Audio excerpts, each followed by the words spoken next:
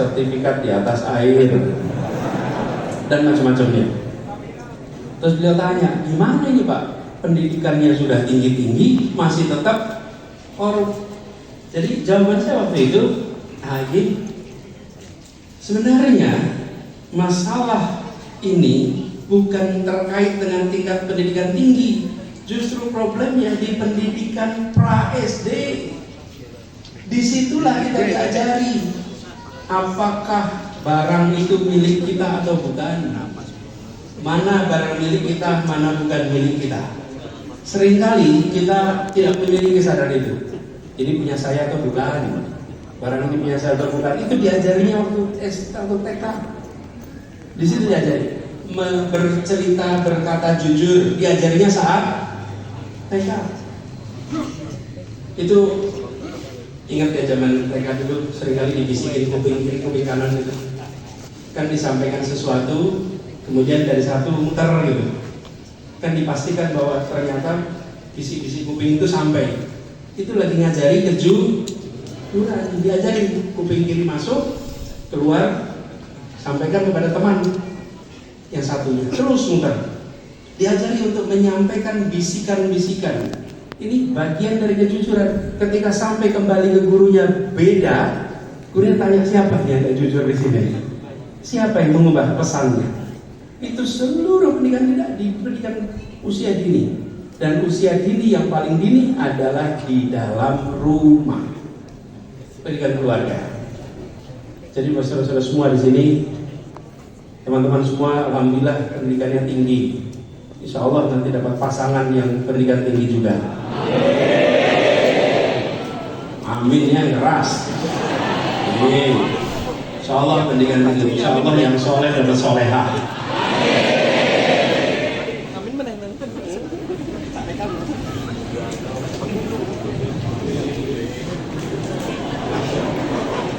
Mau nggak ini yang mahasiswa ini? Mau nggak dapat mahasiswa yang pintar? Mau nggak dapat mahasiswa yang ganteng? Mau nggak dapat mahasiswa yang punya kepemimpinan hebat, tapi tidak soleh? Saudara-saudara perhatikan itu. Aspirasinya, walaupun pinter, walaupun ini, begitu pertanyaan terakhir, mau nggak kalau nggak soleh? Nggak mau. Jadi saudara-saudara semua bersiaplah jadi mahasiswa yang soleh. Pinternya udah dapat, insya Allah soleh. Nah, poin ini sekalian, pendidikan dalam rumah itu pendidikan yang kunci. Pendidikan kunci di dalam rumah, ibu bapak. Pendidik terpenting yang paling tidak tersiapkan namanya orang tua. Itu pendidik terpenting yang paling tidak tersiapkan. Karena itu saudara-saudara sekalian di sini, saya berharap saudara-saudara nantinya bisa menyiapkan diri untuk menjadi orang tua pendidik yang baik.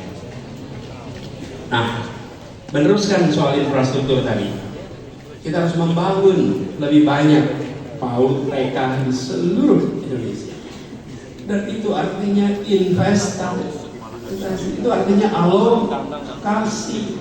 Jadi jangan sampai pengeluaran kita untuk pendidikan justru menurun, karena dampaknya nanti kita akan rasakan 10-15 tahun yang akan datang. Nah, itu sebabnya kenapa banyak di dalam pengambil keputusan seringkali berani menomorduakan pendidikan, karena dampaknya tidak terlihat hari ini. Tapi kalau dampaknya terlihat hari ini, maka reaksi akan cepat. Bagi yang sudah berada di dalam sistem pendidikan, teman-teman bisa berteriak kalau anggarannya kurang. Misalnya UKT naik, setuju tidak? Kalau nggak setuju terus apa? Terus nggak kuliah gitu? Ya, Anda kan protes kan? Nah, kalau kebijakan itu menyangkut yang sudah berada dalam sistem pendidikan, Anda akan bereaksi.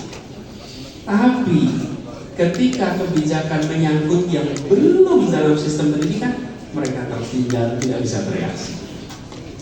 Ketika sebuah kabupaten berencana membangun 5 SMA, lalu tidak jadi dibangun, itu yang nggak jadi sekolah, nggak bisa protes seperti teman-teman. Nggak bisa, mereka cuma peluangnya hilang aja. Itu yang saya maksud, bahwa bila tidak dianggap ini investasi, ongkos politiknya murah, nggak ada protes. Naikin UKT itu ongkos politiknya mahal, karena mahasiswa di mana-mana protes. Kalau memotong beasiswa, mahasiswa protes. Kenapa? Karena sudah berada di dalam sistem pendidikan. Bila dikurangi, bereaksi. Tapi yang masih di luar, sementara yang membutuhkan bantuan adalah mereka yang berada di luar sistem pendidikan.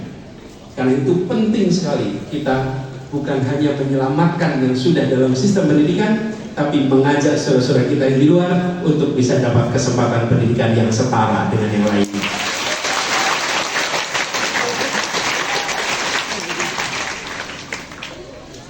Jadi, saudara-saudara sekalian, kita berharap mudah-mudahan dalam jangka pendek ini tidak ada pengurangan. Dan harapannya justru ada penambahan untuk investasi yang bentuknya jangka panjang. Lalu teman-teman sekalian, terutama saudara-saudara semua yang sedang kuliah di sini, saya ingin sampaikan bahwa pendidikan ini harus dipandang juga sebagai gerakan. Saya mengharap teman-teman semua di sini yang sudah dapat kesempatan kuliah, jadilah inspirasi untuk saudara-saudara, adik-adik, saudara-saudara sekalian yang lokasinya jauh dari pusat-pusat pendidikan. Anda di sini ceritakan ke kampung halaman. Jangan pernah merasa risih. Kenapa? Karena cerita Anda di kampung halaman bisa jadi inspirasi untuk adik kelas. Jangan pernah merasa sungkan untuk menceritakan apa yang Anda alami di sini. Karena kita membutuhkan orang-orang untuk punya kemauan, keinginan yang sama seperti Anda yang dapatkan sekarang. Karena itu istilah saya pendidikan sebagai gerakan atau movement in education. Ini UGM dulu inspirasinya. Tahun 57 ada seorang mahasiswa namanya Kusnadi Harjasumante. Jadi rektor tahun 90-an. Pas saya mahasiswa, beliau menginisiasi namanya PTM, Pengerahan Tenaga Mahasiswa. Dikirim ke pelosok-pelosok tanah air mahasiswa-mahasiswa mengajar di sana. Lalu dicatat sebagai kredit kalau sekarang. Namanya kemudian diubah jadi KKN. Mulainya KKN dari PTN. Apa ini perannya? Waktu itu mahasiswa menganggap masih banyak saudara-saudara kita belum bisa SMA. Pemerintah bisa bikin gedungnya tapi tidak bisa menyiapkan gurunya. Lalu teman-teman mahasiswa memilih jadi guru. Hari ini guru sudah tersedia di sana. Tapi kita membutuhkan inspirasi. Ruang kelas itu membutuhkan inspirasi. Karena kita tahu mengajar itu paling dasar, mendidik, menginspirasi, menggerakkan. Nah, teman-teman bisa membantu berbagi cerita, menjadi inspirasi untuk adik-adik kelas yang berada di kampung halaman supaya mereka punya mimpi yang tinggi sebagaimana yang sekarang Anda sudah miliki di Jogja sekarang.